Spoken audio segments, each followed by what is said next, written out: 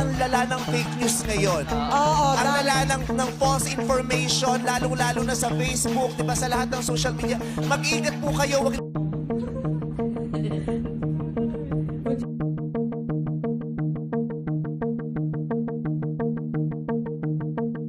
Agad na nagsalita sina Vice Ganda at Paolo Avellino kaugnay ng binabatong issue ng netizens sa actress na si Kim Chiu, na di umano patama nito kay dating Pangulong Digong kahapon sa It's Showtime.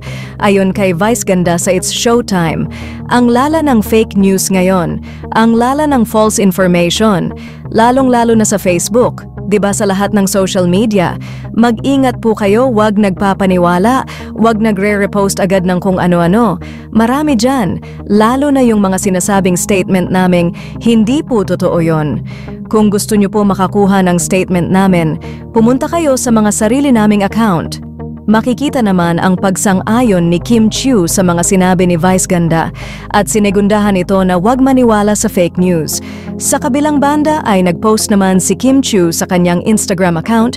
Dito ay pinaalala niya sa netizens na huwag maniwala basta-basta sa fake news.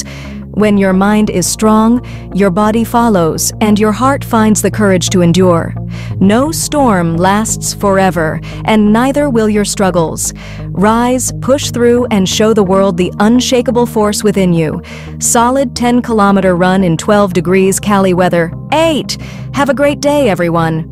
Just a reminder, fake news is spreading so fast, and a lot of people, including us in the entertainment industry, are getting hurt because of it. Before you like, share, or comment on something, take a moment to think. Is this true? Is this helpful? Spreading false information only adds fuel to the fire.